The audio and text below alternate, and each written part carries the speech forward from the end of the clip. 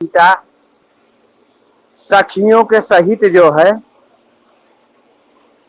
फूल लेने के लिए पुष्प वाटिका में आई और माता ने उनको जो है गौरी पूजन के लिए भेजा था। पहले जो है राजाओं का यहाँ यह नियम होता था कि जिस कन्या की विवाह होता था उनको भगवती का आशीर्वाद लेने के लिए भगवती के मंदिर में भेजा जाता था। सखियों के साथ उनको भगवती के आशीर्वाद के लिए भगवती मंदिर में भेजा जाता था। आप लोगों ने कृष्ण कथा में भी श्रवण किया होगा कि भगवती रुक्मिणी जो है मंदिर में भगवती पूजन के लिए ही गई थी।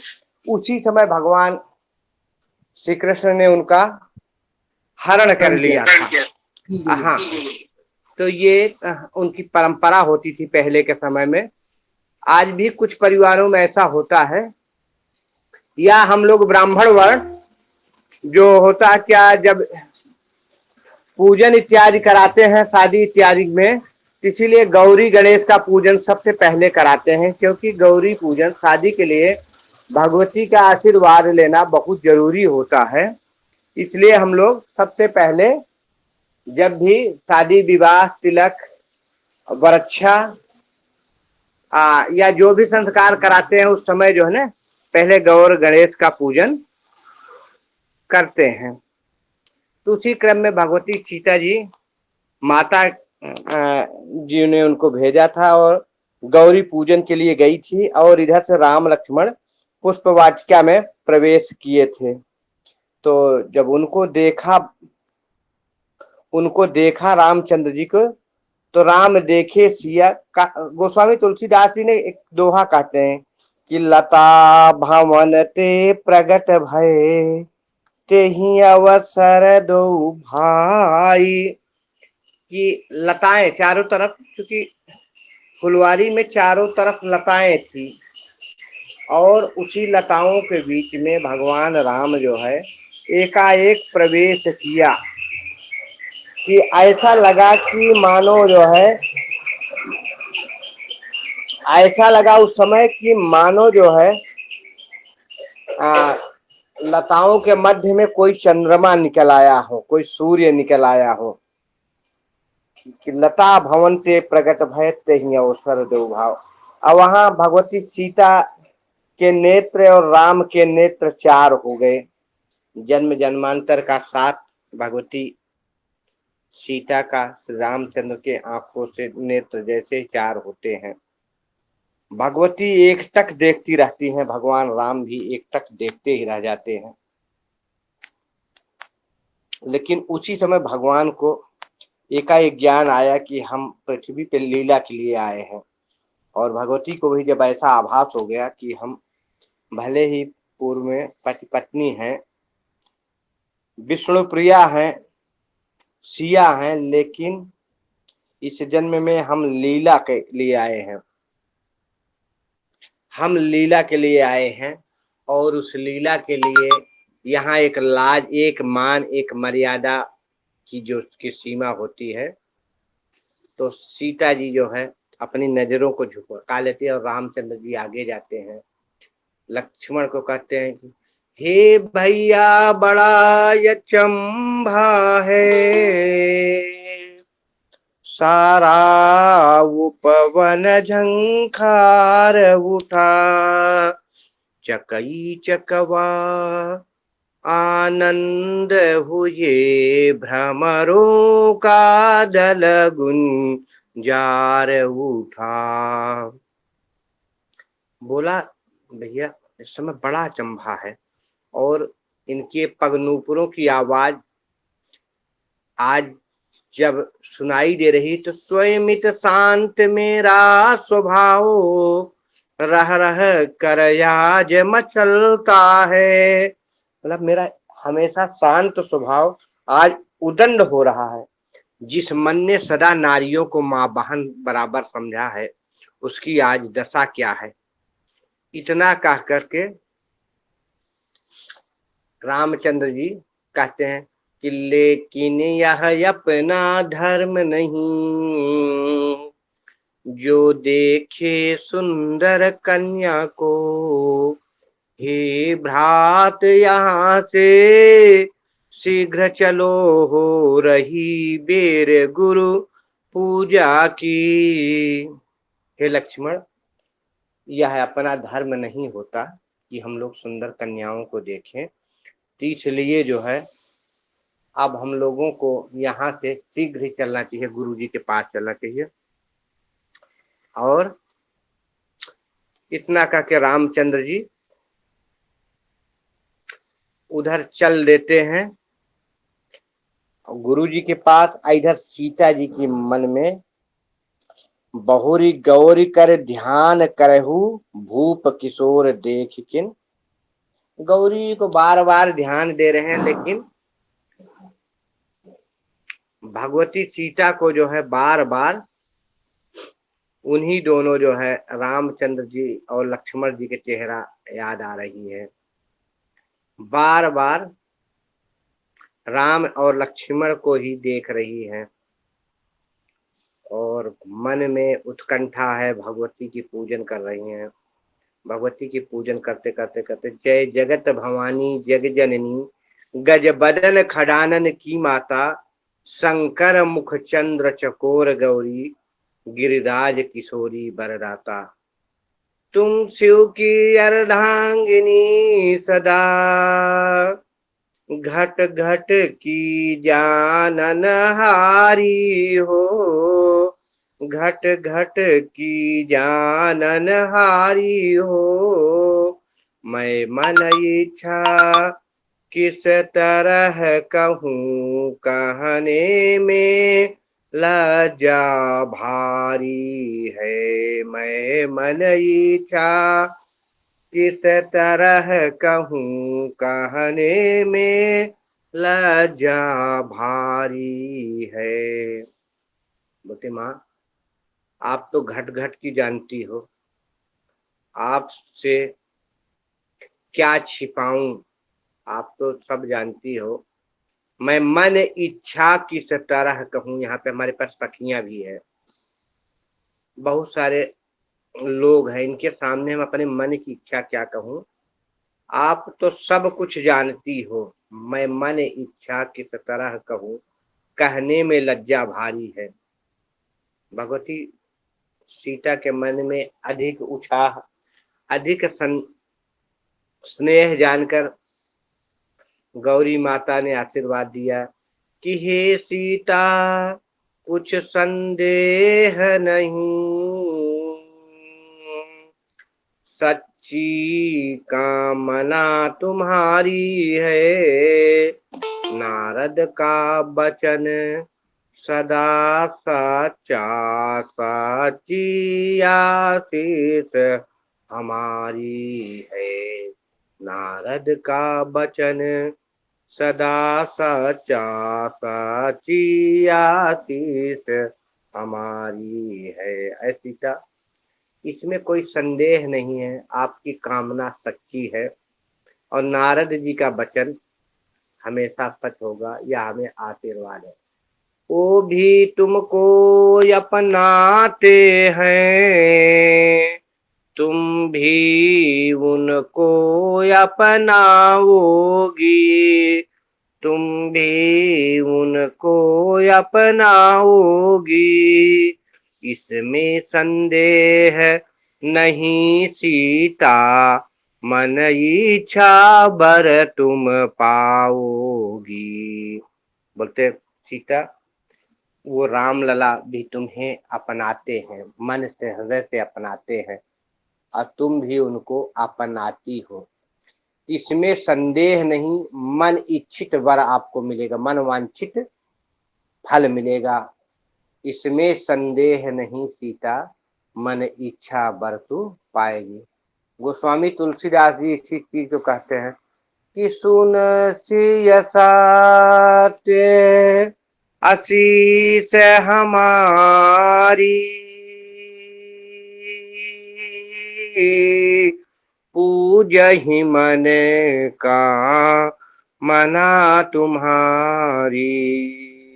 सुन सिय सत्य आशीष हमारी पूजहि मन का मना तुम्हारी। ऐ सीता सुनो, यह हमारी सच्ची आशीर्वाद है, आपकी मनोकामना सफल हो। गौरी जी विविध प्रकार भगवती की पूजा किया, जैसा कि बताया था, स्तुत किया, और स्तुत करके घर को आती हैं, माता को बता। कहते हैं कि जिस समय भगवती सीता आशीर्वाद कर रही थी, उसी समय माता के जो मूर्ति पे हार चढ़ा था, हार खिसका सीता को आशीर्वाद देने के लिए।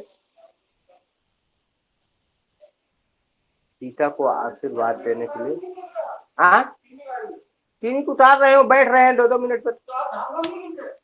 दांग तो सब गिनी गिनाई है, उनके क्या करोगे? उनके दांग तो उनके सब गिनी गिनाई है, क्या करोगे? दांग उनकी सब गिनी गिनाई, क्या करोगे? दांग गिन के कारण है ना, दांग तो सब उनकी गिनी गिनाई है, बीच में छोड़।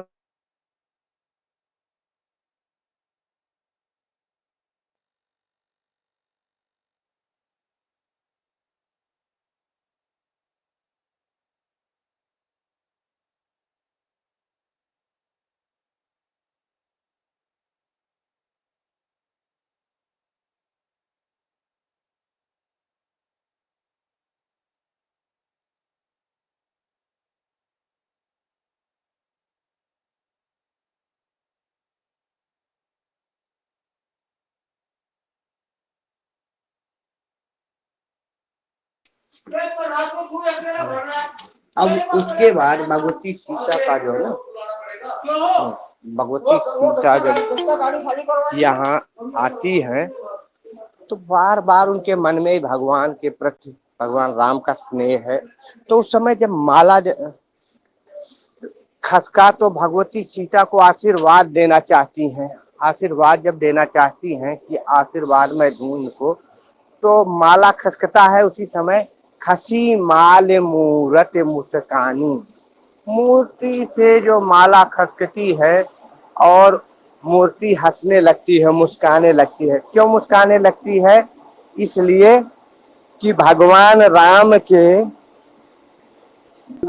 राम का स्वरूप जो है सीता जी के हृदय में है। कहाँ है? सीता जी के हृदय में। अगर माला मैंने दे दिया और उस माला को सीता जी ने पहन लिया, तो भगवान राम को गौरी जी के द्वारा प्रदत्त माला भगवान राम के ऊपर आ जाएगी। तो अर्थात गौरी जी ने भगवान राम को माला दे दिया।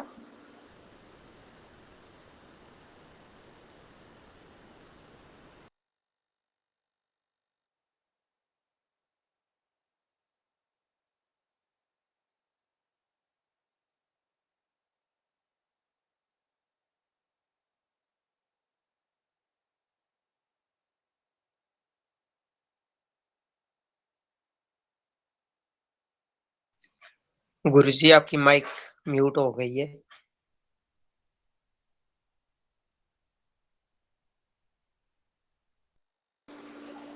हेलो, हाँ, अब खसी माल मूर्ति मुस्कानी, वह मूर्ति जो है मुस्काने लगती है, क्योंकि कहते हैं कि प्रसंग याद आ जाता है।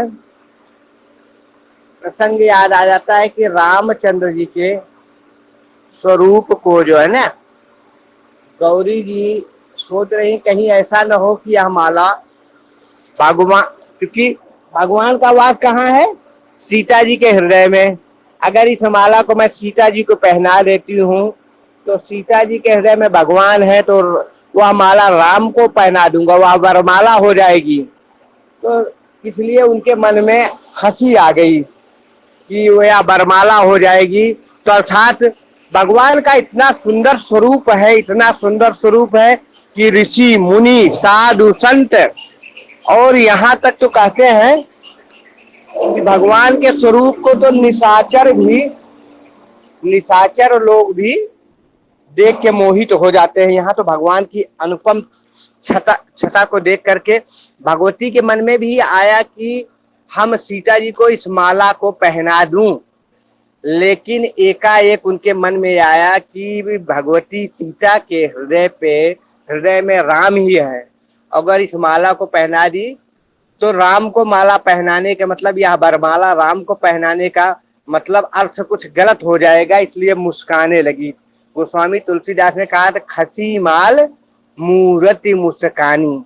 और रामचंद्र जी के देखो स्वरूप के बारे में अगर बात किया जाए तो थोड़ा प्रसंग हट के है। जिस समय वन में शूर्पणखा का नाक कान काट लिया था, शूर्पणखा जी कुरूप हो गई थी और अपने भाइयों को खड़ और दूषण को जो है लड़ने के लिए भेजा। तो खड़ दूषण ने जब देखा राम के स्वरूप को तो बिल्कुल दंग रह गए। राक्षस जिनके ऊपर, जिनके अंदर दया कहीं से है ही नहीं, जिनके अंदर तनिक भी दया नहीं है, लेस मात्र दया नहीं है, मार काट तो उनका स्वभाव है, वो लोग भी राम के रूप से मोहित होकर जानते हो क्या कहते हैं? यद्यपि भगनी कीन ही कुरूपा, यद्यपि भगनी कीन ही कुरूपा, पर बधलायक नहीं पुरुष अनूपा।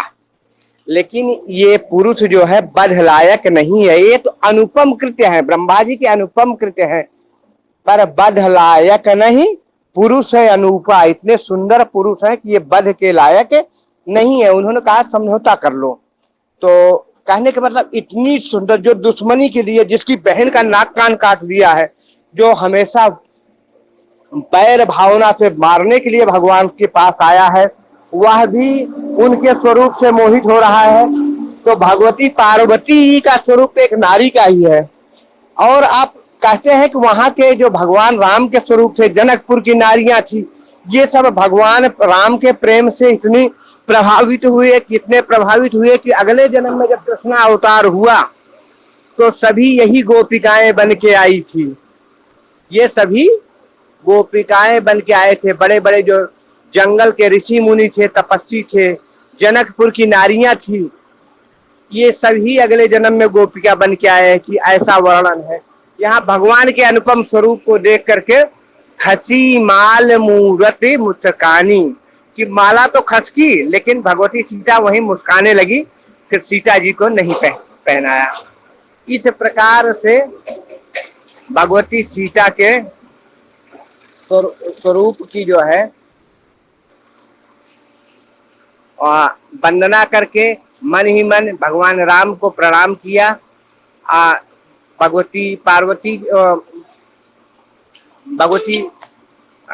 और उसके बाद घर की ओर उधर सीता जी गई, इधर रामचंद्र जी गुरु जी के पास गए। तो गुरु जी कहते हैं कि ऐ राम, देख रहा हूं आपका स्वरूप अत्यंत चंचल है। राम नजर झुकाए हुए कहते हैं गुरुदेव, अभी जब हम पुष्प वाटिका में पुष्प लेने गए तो वहां पे देखा जनक दुलारी सीता उस पुष्प वाटिका में पुष्प लेने आई थी। उस पुष्प वाटिका में पुष्प लेने आई थी और हमने उस पुष्प वाटिका में जब भगवती सीता को हम पुष्प वाटिका में देखा, तब से ही मेरे मन की दशा यही हो गई है। हम अपने मन की दशा, इसी दशा को देख करके व्याकुल हुए हैं और इस व्याकुलता के कारण हमारा मन थोड़ा कुछ चंचल हो गया, इसलिए हम माफी चाहते हैं। अब देखो, जगत पर संसार का मालिक आज एक मर्यादा में बैठ करके विश्वामित्र जी से माफी मांगता है। ये है भगवान राम का चरित्र। नहीं दिखा देते माया कि हमारी प्रिया लक्ष्मी है, माया में आए हैं और गुरुदेव हम तो लीला कर रहे हैं।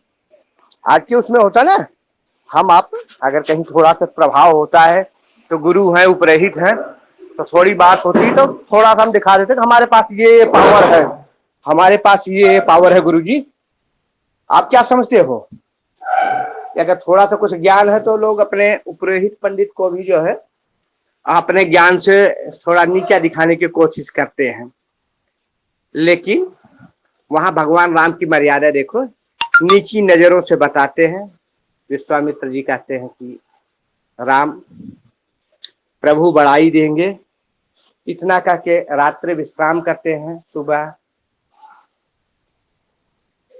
जहाँ पे धनुष यज्ञ की यज्ञशाला बनाई गई है, वहां पे विश्वामित्र जी अपने शिष्य राम और लक्ष्मण को लेके जाते हैं और वहां देखते हैं, वहां पे अत्यंत रुचिर व्यवस्था है। राम जी के लिए, विश्वामित्र जी के लिए और लक्ष्मण जी के लिए एक अलग स्थान राजा के सिंहासन के समीप ही बनाया गया है। उसी के बगल राजा जनक का स्थान बनाया गया है। उसके थोड़ी दूर पे राजा जनक जी के गुरु सदानंद का स्थान बनाया गया है। और सामने बंदीजन हैं, जो आने वाले राजा हैं, जिनको निमंत्रित किया गया है, उनके भी स्थान निश्चित किए गए हैं कि फला राजा यहाँ बैठेंगे, फला राजा यहाँ बैठेंगे। थोड़ी दूर पे औरतों के लिए, जो जनकपुर की नारियां हैं, जो स्वयंवर में जो यज्ञशाला को देखने के लिए आई हैं, उनके लिए स्थान बनाया गया है रनिवास के लिए। उसके बगल सखियों सहित सीता जी के लिए स्थान बनाया गया है, जहाँ सिर्फ सीता जी और उनकी सखियां हैं। यज्ञशाला में देख रहे हैं, सुंदर तोरण इत्यादि लगे हैं, गेट बनाए गए हैं। वहीं पे जनक जी की जो है, क्योंकि देश विदेश से राजा आए थे, अनेक भाषाओं में उद्घोषक हैं, जो अनेक भाषाओं में जनक जी की प्रतिज्ञा की बात बताते हैं कि महाराजा जनक ने प्रतिज्ञा किया है कि जो वीर धनुष को तोड़ेगा, सीता उसको अर्पण होगी। कहते हैं जनक जी के विविध प्रकार महिमाएं, चारण और भाट इत्यादि जो वहां पे हैं, वो जनक जी की विविध प्रकार से प्रशंसा करते हैं, उनकी महिमा बताते हैं, भगवती सीता की महिमा बताते हैं और उस धनुष के बारे में बताते हैं कि यह धनुष महाराज दधीच की हड्डी का बना प्रत्यंचा है और ये भगवान शिव का धनुष है। शिव जी ने इसको परशुराम जी को दिया था और परशुराम जी ने इस पिनाक को, उस जो धनुष रखा गया है उसका नाम पिनाक है। उस पिनाक नामक धनुष को परशुराम जी को दिया और परशुराम जी ने इसको जनक जी को सुरक्षित रखने के लिए दिया है। पिनाक को जनक जी के पास सुरक्षित रखने के लिए दिया है। और इस धनुष को तोड़ने का ही निर्णय क्यों किया गया? हुआ क्या, एक दिन गृहस्थी के कार्य करने में भगवती सीता ने उस धनुष को उठा लिया और जब राजा जनक ने देखा कि यह बड़ा भयंकर धनुष, जिस धनुष को साधारण पुरुष हिला तक नहीं सकता, उस धनुष को जब सीता उठा ले रही है आराम से, तो उन्होंने एक प्रतिज्ञा कर डाली। वह प्रतिज्ञा है कि जो वीर इस धनुष का खंडन करेगा, जो वीर इस धनुष को तोड़ेगा, उसी के साथ हम अपने पुत्र सीता का विवाह करूंगा। इस प्रकार प्रतिज्ञा की बात हिंदी में, अंग्रेजी में, संस्कृत में और भी जो अनेक भाषाएं थे, अनुवादक गण वहां पे मौजूद हैं, राजाओं को धनुष के बारे में बता रहे हैं और बता रहे हैं कि शेरों के आगे विजय पाए, यह ताव कहाँ है चारों को, जी जान लड़ा कर रखना है, जानकी है जानदारों की। देखना वह कवन शहजादा है जिसको शहजादी की जाए, दमदार कवन जिसकी दामादी दी जाए। बोलते किसको दामाद बनाया जाए, किसको शहजादा बनाया जाए, वह वही व्यक्ति होगा जो धनुष को तोड़ेगा। धनुष की महिमा बताए, या धनुष कितना पवित्र है, इसके समीप किसको किसको आना चाहिए, किसको किसको नहीं आना चाहिए। तो राजाओं ने कहा नहीं, राजाओं को बहुत बड़ा समूह था, बोले क्या बात करते हो, इस धनुष को तो मैं तीर्ण मात्र में तोड़ दूंगा। इस धनुष को तोड़ना बहुत हंसी खेल है। कोई बोला मैं ऐसे कर दूंगा, कोई बोला वैसे कर दूंगा।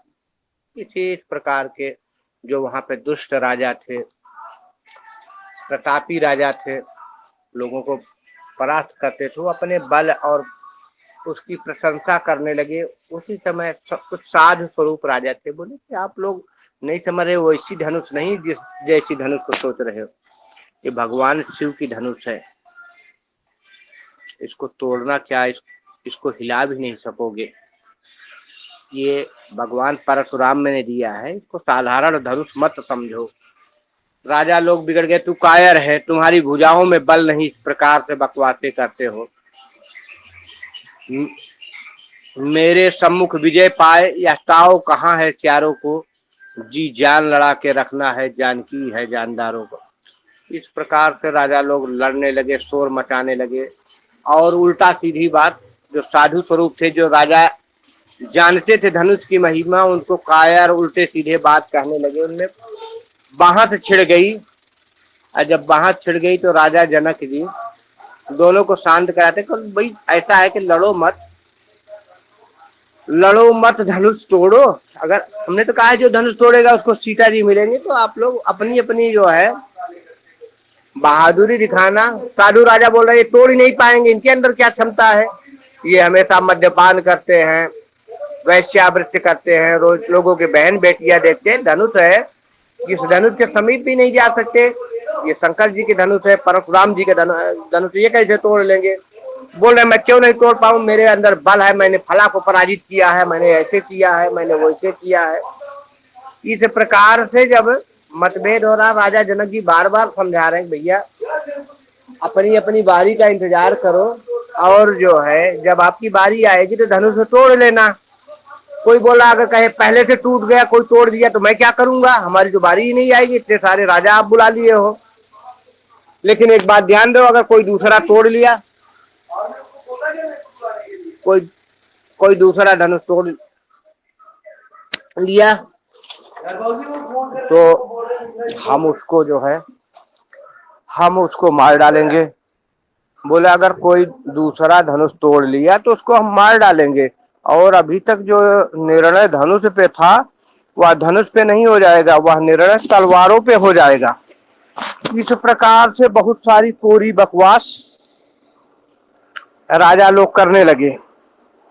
राजा लोग बहुत सारी कोरी बकवास करने लगे। जनक जी बड़े मुश्किल से शांत कराए उन राजाओं को, और राजाओं को जब शांत कराया, बड़े मुश्किल से शांत कराया कि भाई आप शांत रहो, आप लड़ो मत, और ऐसा मत करो। इस प्रकार से शांत करा करके उन राजाओं को जनक जी हुए, तब तक रावण आ गया, और रावण को आते ही सारे राजा सोचे कि अरे ये तो बहुत बड़ा राजा आ गया, अब जो है ये तो जल्दी किसी को तोड़ने नहीं देगा, यही तोड़ लेगा। कुछ तो डर गए, कुछ बोले कुछ भी हो आज लड़ाई लड़ लेंगे, लेकिन सीता को नहीं जाने देंगे। आते ही रावण ने कहा कि भाई ऐसा है, सबको पता है मैं कौन हूँ, मैं लंका का राजा हूँ। मैंने जब कैलाश को अपने हाथों से उठा लिया, नित्य लंका से जाके कैलाश पे शिव जी का पूजन करता हूँ, तो मेरे अंदर कोई संदेह की तो बात है नहीं, धनुष को मैं तोड़ूंगा, यह भी बात निश्चित है। और तो और मेरी बात ये समझ लो कि मैं, अगर बात किया जाए तो शंकर जी की धनुष है, और मैं शंकर जी का सबसे बड़ा भक्त हूँ। मैं अपने 10 शीशों को काट करके शंकर जी को पूजा है, तो इसमें भी कोई संदेह नहीं है कि शिव धनुष मैं नहीं तोड़ पाऊंगा। इसमें कोई संदेह नहीं कि शिव धनुष मैं नहीं तोड़ पाऊंगा, और इस धनुष को मैं ही तोड़ूंगा। तो लेकिन धनुष तोड़ने से पहले एक बात सीता को मुझे दिखा दो, सीता हमारे लायक है कि नहीं, पता लगे हम मेहनत करके धनुष भी तोड़ें और बाद में पत्नी हमें अच्छी न लगे, हम तो हमें छोड़ना पड़े, तो अच्छी बात नहीं। एक बार मुझे सीता को दिखा दो। सामने बाणासुर को ये बात नागवार लगी। उसी समय राजा जनक का एक बंदी जन खड़ा हुआ, बोला महाराज थोड़ा सभ्यता की बात करो। कहा है भुजाओं में बल है तो आगे बढ़कर दिखलाओ, चढ़ाओ चाप शंकर का, तुरंत सीता को ले जाओ। बोला अगर आप में दम है तो चढ़ाओ चाप शंकर का, शंकर जी का चाप तोड़ो और सीता जी को ले जाओ, लेकिन यहाँ ऐसी वैसी बातें न करो, सीता जी को दिखाओ, ये करो, हमें पसंद हो गया तो हम ले जाएंगे, नहीं तो नहीं ले जाएंगे, ये बात गलत है। वह देखो दरम्यान में धनुष पड़ा है विशाल, उधर देख लो जानकी खड़ी लिए जयमाल। उधर देखो यह विशाल धनुष पड़ा है, उधर जानकी खड़ी है, लेकिन ऐसी बातें न करो। रावण को गुस्सा आया, रावण ने उसको धक्का दिया, वक्त तुझे क्या पता, तू एक नौकर है, तुझे नहीं पता हम कौन है, हम लंकाधीश्वर रावण है, हमारी बल की प्रशंसा तीनों लोक में लोग करते हैं, हमारे मर्जी से नवग्रह फल देते हैं, शनि को हमने नीचे दाब रखा है, और तो और पवन देव हमारे द्वार को बहोरते हैं, हमारे मर्जी से और जगत की सृष्टि चलती है। और तो और सुनो, चलता हूं जिस जमी पे जमी भी थर्राती है, अरे जमी की तो बात है क्या, सारा गगन भी थर्राता है। और सुनो, हमारा बेटा है जो देवताओं के राजा है, इंद्र को जीता है, पृथ्वी पे स्वर्ग में चारों तरफ मेरा ही बोलबाला है, और तू मुझे ज्ञान सिखा रहा है। जब इस प्रकार से जो है डांटता है रावण जनक के उस बंदी को, तो उसी समय गुस्सा आ जाता है बाणासुर को, बोलता रावण तुझे अपने बल का बड़ा घमंड है ना, सुन मैं जानता हूं तुम्हारे, जानत है तुम्हारे प्रभुताई।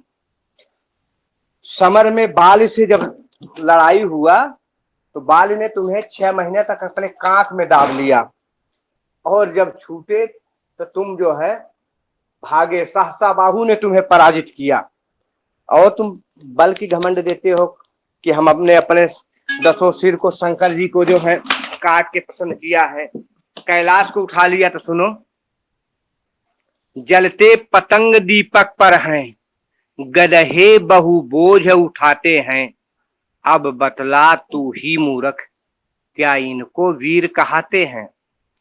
बोलते हैं पतंगे जो होते हैं, जो कीड़े होते हैं, तो आप लोग देखते हैं बरसात के दिनों में कीड़े जो है बार बार जाके दीपक पे अपना जो है सर टकराते हैं, कई बार उनके पंख इत्यादि जल जाते हैं और वो मर जाते हैं। तो वही बात कहा कि पतंगे जो है बार बार जो है दीपक पे जाके, जलते पतंग दीपक पर हैं, और बोझ उठाने के, आप कैलाश उठा लिए तो गधे भी तो बहुत बोझ उठाते हैं, क्या गधे बलवान कहलाते, गधे बहु बोझ उठाते हैं, अब तू ही बतला मूर्ख क्या ये भी वीर कहते हैं। बोले अब क्या ये भी वीर। और रही बात सर काटने, तो बाजीगर जो होता है, जादूगर, पता नहीं कितनी बार अपने सर को काट लेता, क्या वो वीर कहलाता, नहीं वो वीर नहीं कहलाता। रावण को क्रोध आ गया। इस प्रकार बहुत सारी इन दोनों में बातें चीती हुई, और लास्ट में जनक जी इत्यादि शांत कराते हैं। रावण और बाणासुर जो है धनुष को प्रणाम करके निकल गए। सारे राजाओं ने प्रयास किया धनुष को तोड़ने का, सारे राजाओं ने धनुष को तोड़ने का प्रयास किया, लेकिन किसी ने धनुष को हिला भी नहीं पाया, तोड़ने की बात क्या, हिला भी नहीं पाया। कहते हैं भूप सहस दस ये कहीं 12, सहस्र 10, कुछ लोग कहते हैं सहस्त्राबाहु। बाणासुर और सहस्त्रदश उसको कहते हैं रावण को। इन लोगों ने भी एक बार ही धनुष को उठाया, लेकिन टरा ही न टरा, वो पिनाक जो है तनिक भी हिला नहीं। कुछ लोग कहते हैं सारे राजा 10,000 राजाओं ने एक बार सब लोगों ने मिल करके उस धनुष को उठाने की कोशिश की, लेकिन वह धनुष वहां से हिला नहीं। सब लज्जित तो होके बैठ गए। राजा जी के मन में अत्यंत संदेह हुआ, और क्षुब्ध वाणी में कहे कि राजाओं, मुझे तो बड़ी शर्म आ रही है, लगता है पृथ्वी पे वीर जन्म लेना ही बंद कर दिए। कहते हैं धरती तेरी आंचल में, एक संत ने इसको गाना में पिरोया है, फिल्मी गानों के धुन में, कि धरती तेरी आंचल में नहीं वीर बचा कोई, धरती तेरे आंचल में नहीं वीर बचा कोई, गिनने को वीर मिले, गिनने को वीर मिले, पर देखन न मिला कोई, गिनने को वीर मिले, पर देखन न मिला कोई।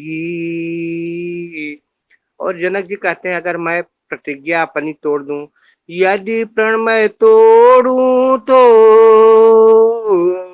धर्म जाए अरुला जाहे, यदि प्रण मैं तोड़ूं तो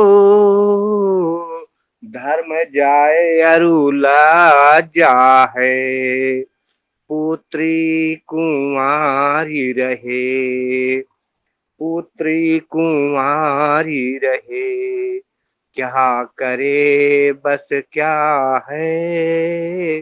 जनक जी क्षुब्ध होकर कहते हैं कि अगर मैं अपनी प्रतिज्ञा तोड़ देता हूं तो धर्म भी जाता है और यह लज्जा की भी बात है।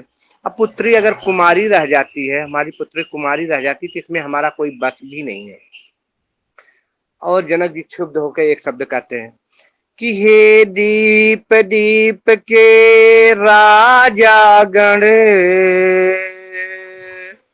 हम किसे कहें बलशाली है, हम किसे कहें बलशाली है, मुझको तो यह विश्वास हुआ पृथ्वी वीरों से खाली है, मुझको तो यह विश्वास हुआ पृथ्वी वीरों से खाली है। बोले अभी तक तो आप लोग बड़े बड़े अपने अपने डींग मार रहे थे, मैं ऐसा कर लेता हूँ वैसा कर लेता हूँ, से कहूँ बलशाली है, मुझको तो यह विश्वास हुआ पृथ्वी वीरों से खाली है। और सुनो, हे दीप दीप के राजा गण, हम किसे कहें बलशाली है, मुझको तो यह विश्वास हुआ पृथ्वी वीरों से खाली है। यदि यह विचार पहले होता तो ऐसी हंसी नहीं होती, मैं ऐसा प्रण करता ही नहीं तो ऐसी दुर्गति नहीं होती। बोले मैं ऐसा प्रण करता ही नहीं तो ऐसी दुर्गति नहीं होती। और जनक जी के यहाँ थोड़ा क्रोध है आ गया, और जनक जी क्रोध में कहते हैं कि या अभी बैठे हो आप लोग मुंह लेकर के, शर्म नहीं आती, आसरा छोड़ प्रस्थान करो, हम सभा जुटो कर पछताने, सीता सुकुमारी का विवाह लिखा ही नहीं विधाता ने। बोला अब आप लोग आसरा छोड़ करके प्रस्थान करो, सीता सुकुमारी का विवाह लिखा ही नहीं विधाता ने। लगता है विधाता ने सीता जी को विवाह लिखा ही नहीं। कहे आसरा छोड़ के निज निज गृह जाहू, अपने अपने घर को जाओ। जब ऐसा जनक जी कहे उसी समय बोले धरती पे वीर जन्म लेना ही बंद कर दिए, धरती पे सब कायर जन्म लिए हैं। बहुत उल्टा सीधा जब जनक जी बोले तो लक्ष्मण जी को बर्दाश्त नहीं हुआ। लक्ष्मण जी थोड़ा उत्तेजित हो गए, क्योंकि रघुवंशी है ना लक्ष्मण जी, रघुवंशी हैं और राजाओं को अगर कोई रघुवंशियों की निंदा करे तो जाहिर सी बात है लक्ष्मण जी को उत्तेजना आ गई, क्रोध आ गया, और लक्ष्मण जी ने कहा कि सच्चे योद्धा, सच्चे क्षत्रिय अपमान नहीं सह सकते हैं, जिनके सुनने की ताव नहीं वह चुप कैसे रह सकते हैं। बोले सच्चे जो योद्धा है, सच्चे क्षत्रिय है, वह अपमान कैसे सह लेंगे, वह अपमान नहीं सह सकते हैं। जिनके सुनने की ताव नहीं वह चुप कैसे रह सकते हैं।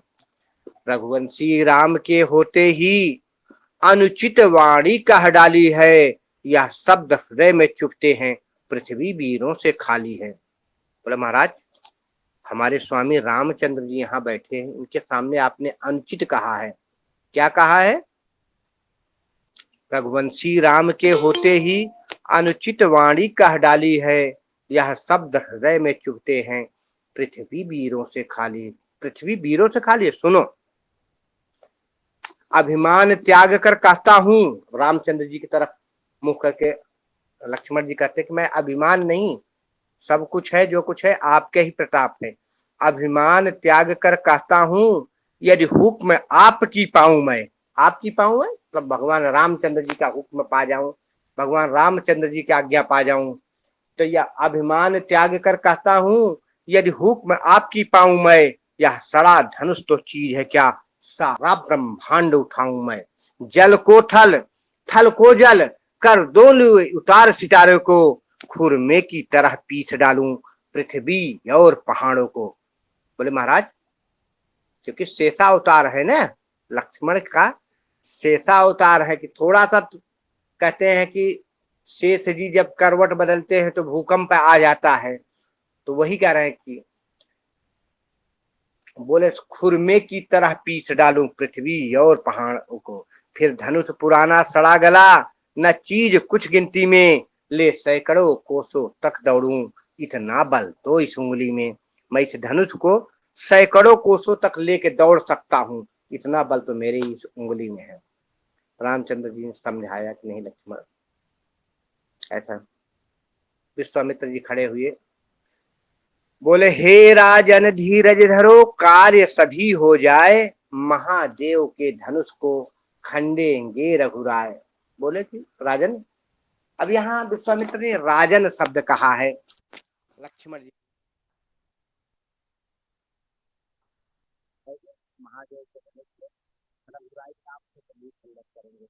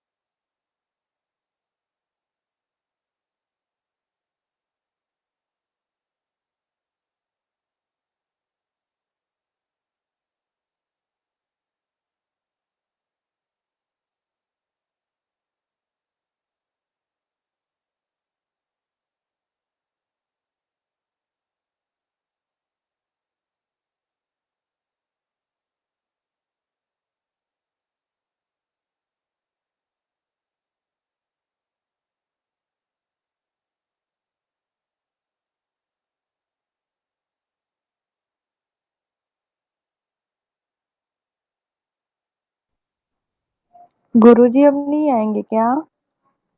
जी आएंगे आएंगे। माफ करेंगे, फोन आ गया था, फोन के बाद लेफ्ट हो जाना होता है। तो लक्ष्मण जी ने जब ऐसा कहा, ले सैकड़ों कोसों तक दौड़ूं, इतना बल तो इस उंगली में।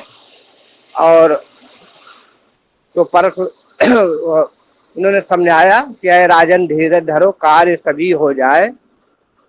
महादेव के धनुष को खंडेगे रघुराय। और रामचंद्र जी को आज्ञा दिया कि अब आप धनुष का खंडन करके जनक जी के संताप को मिटाएं। कहा का बरसा जब कृषि सुखाने, समय चूक कर फिर पछताने। कि वर्षा अगर हो और कृषि सूख जाए तो वो वर्षा का कोई फल नहीं है। अर्थात किसान की फसल सूख जाए और उसके बाद बरसात हो तो बरसात का कोई महत्व नहीं रह जाता। उसी प्रकार जनक जी संताप से पीड़ित रहे और उसके बाद आप धनुष तोड़ो। क्योंकि विश्वामित्र जी को सब पता था, देव ऋषि हैं, उनको सब पता है। तो उन्होंने कहा कि उनको सब पता है कि इससे जो है क्या होता है। बोले अब फिर रामचंद्र जी उठे हैं धनुष तोड़ने के लिए, गुरु को प्रणाम किया, गुरु जी की आज्ञा लिया। उधर जनक के राजमहल में कौतूहल हो गया। जनक जी की पत्नी, क्योंकि है क्या, जनक जी के राजघराने में जो जिस प्रकार जिसकी जो भावना थी, भगवान राम उसी प्रकार उनको दिखाई दे रहे थे। थोड़ा जल्दी में खींच दिया था प्रसंग। जिस समय रंगभूमि में सीता जी पैर रखी थी ना, रंगभूमि जब से पगधारी, और उधर रामचंद्र जी को जब सब देखे थे ना, तो उनको देख करके सबके यही थे, जाकी रही भावना जैसी, हरि मूरत देखी तहतैसी। भगवान के मूरत को उन लोगों ने वैसा ही देखा था। कोई बालक समझ रहा, कोई भगवान समझ रहा, कोई देवता समझ रहा है। जिनकी जो भावना थी उसी प्रकार भगवान उनको दिखाई दे रहे थे। तो औरतों के मन में थोड़ा संदेह हुआ। तो जनक जी की पत्नी खड़ी हो गई और कहने लगी, हे सखी इस समय राजा को कोई भी नहीं समझाता है। यह बालक इसे हठ योग्य कहाँ, जो धनुष उठाने जाता है। बोलते ये बालक के साथ योग्य कहाँ है जो धनुष उठाने जा रहा है। अगर यह वीर होता तो धनुष उठा देता। अब तक तो बदनामी हो गई और बदनामी न कराएं। राजा को कोई समझता क्यों? हे सखी, समय राजा को कोई भी क्यों नहीं समझाता है। बालक इस हठ योग्य कहाँ, जो धनुष उठाने जा रहा। योद्धा होते तो जरूर ये धनुष को तोड़ते। किसी संत ने, गांव की माँ बहनें कहती हैं कि कैसे राम चंद्र धनु तोड़ी हूँ, बहुत ही नरम कलैया ना। कि कैसे राम चंद्र धनु तोड़ी हूँ, बहुत ही नरम कलैया ना। कलैया ना मतलब उनकी कलाई जो है, हाथों की जो कलाई है बहुत ही नरम है, बहुत ही मुलायम है। कि कैसे रामचंद्र धनुष को तोड़ेंगे, उनकी कलाई बहुत नरम है।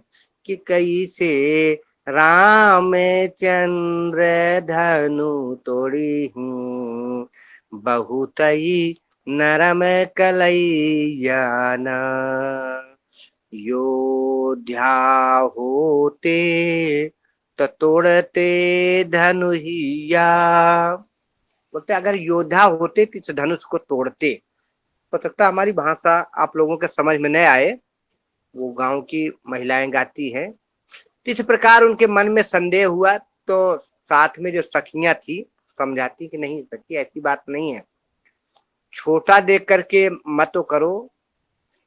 छोटा सा ही अंकुश होता है, छोटा सा ही भाला होता है, बड़ी मतवाली हाथी को बस में कर देती है। छोटी सी चींटी होती है, बड़ी बड़ी हाथी के अगर नाक में घुस जाए तो उसको मार डालने की क्षमता रखती है। इसलिए इनको छोटा मत समझो।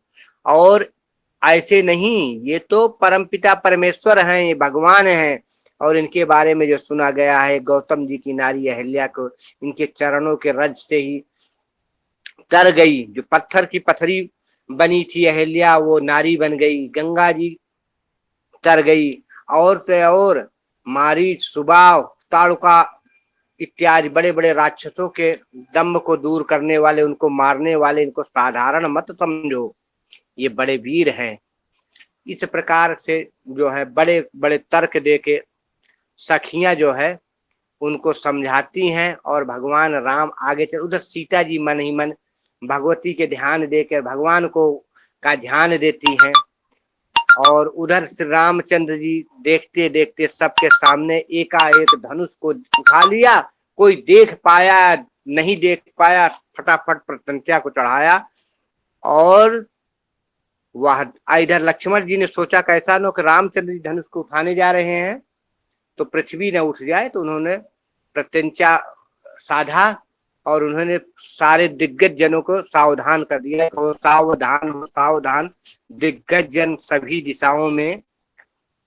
भगवान राम धनुष को ताक ही रहे थे, तो उसी समय सारे दिग्गजों को उन्होंने कर दिया कैसा उन्हें धनुष के साथ पृथ्वी उठ जाए।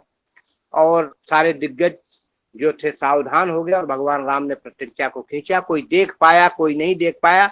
और धनुष को तोड़ा। जब धनुष को तोड़ा तो अत्यंत घोर शब्द हुआ, अत्यंत घोर नाद हुआ कि पूरी पृथ्वी कप गई। और महेंद्र पर्वत पे परशुराम जी थे। जब महेंद्र पर्वत कपा तो वो भी आश्चर्यजनक हो, चकित हो गए। इसी के साथ 9 बज चुके हैं, वाणी को विराम देंगे। कल की कथा में थोड़ा सा मैं रामचरितमानस के भी कुछ प्रसंग लाएंगे, क्योंकि आज हमें पता नहीं था। हम तो ज्योतिष पढ़ाने के लिए तैयार थे आपको, सप्तम भाव। तो कुछ हम थोड़ा सा कुछ चौपाई इत्यादि लाएंगे या पढ़ के आएंगे, तो फिर आपको बताएंगे। ड्यूटी में हूँ, कहीं बाहर हूँ, नहीं तो थोड़ा सा कुछ नेट की सहायता से चौपाइया लेके जरूर आपको बताता। अवधेश जी कुछ कहने वाले हैं, बोले। जी गुरु जी प्रणाम।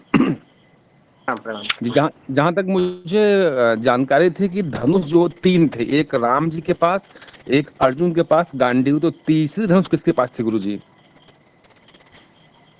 ऐसा था, देखो ये जो धनुष शंकर की धनुष थी, इसमें वो गांडीव कोई दूसरा था।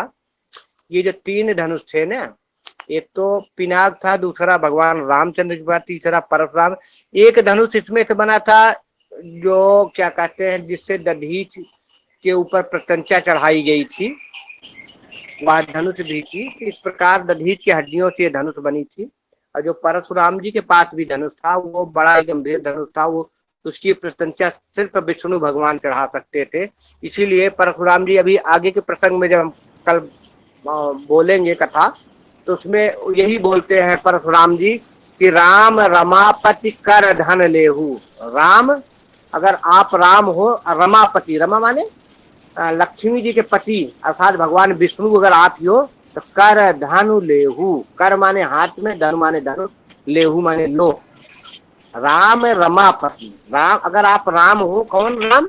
रमापति मतलब लक्ष्मी जी के पति अर्थात भगवान विष्णु। अगर आप वो राम हो जो भगवान विष्णु हैं, हाँ, मतलब परशुराम जी में भी राम का अवतार था, विष्णु का अंश था।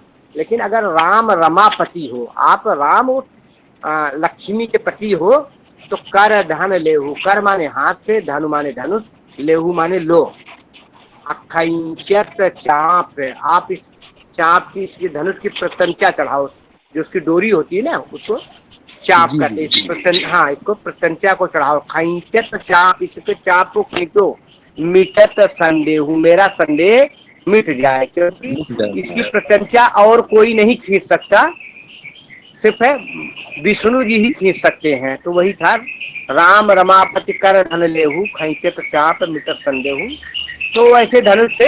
और कल के उसमें, चूंकि अब समय ज्यादा हो रहा, मैं भी ड्यूटी पे हूँ और जहाँ हूँ कई बार मुझे भी अलग अलग जगह जाना पड़ता, गोदामों पे। हमारे पास लोग आते भी है, फोन भी आता, तो मुझे थोड़ा डिस्टर्ब होता ड्यूटी पे। तो कल हम थोड़ा धनुष के बारे में भी और राम कथा, क्योंकि थोड़ा सा पढ़ के आऊंगा चौपाइयाँ, क्योंकि ड्यूटी वाला आदमी रामायण पढ़ने का मौका लगता नहीं। काफी दिनों से बाहर रह रहा हूँ। मतलब 97 से बाहर रहा हूँ। गांव के रामलीला भी 95 से नहीं देखा, और अवसर नहीं मिलता रामायण इत्यादि पढ़ने का। जो कुछ बालकपन में ज्ञान था वही आज याद है। तो कल मैं थोड़ा सा इस धनुष यज्ञ की लीला को पढ़ के आऊंगा और बेहतर रामचरितमानस की चौपाइयों से आप लोगों को आनंदित करूंगा। तो हर हर महादेव, सब लोगों को प्रणाम। प्रणाम प्रणाम। हर हर महादेव। हाँ सुरेंद्र जी प्रणाम। जी प्रणाम। आज अमावस्या तिथि थी, इसलिए गुरुदेव को मैंने बोला कि आज क्या पढ़ाई चलती है क्या, तो बोला, गुरुदेव ने बोला था कि पहले बताना चाहिए था। तो जी मैंने जी आज अमावस्या तिथि की वजह से राम कथा सुनने को। जी, बहुत बढ़िया, बहुत बढ़िया। गुरुजी कल भी अमावस्या है ना? कल भी अमावस्या है, कल पड़वा भी है ना। 9:40 तक, हाँ 9:40 तक अमावस्या है, फिर उसके बाद हाँ प्रतिपदा। सुबह में। तो इसलिए जी कल कल भी, भी राम कथा ही होगी। जी जी कल जी भी जी, राम कोई कथा बात ही नहीं, होगी। वो हम कह रहे थे जैसे कल भी है। तो सुरेंद्र जी शांति पाठ कराए। जी। हरिः ओम। द्यौः शान्तिरन्तरिक्षगु शान्तिः, पृथिवी शान्तिरापः शान्तिरोषधयः शान्तिः, वनस्पतयः शान्तिर्विश्वे देवाः शान्ति, ब्रह्म शान्तिः, सर्वगुं शान्तिः, शान्तिरेव शान्तिः, सामा शान्तिरेधि। सर्वेभ्यो नमो नमः। हर हर महादेव। हर हर महादेव। शुभ रात्रि। हर हर हर हर महादेव, सभी महादेव। उपरों को शुभ रात्रि।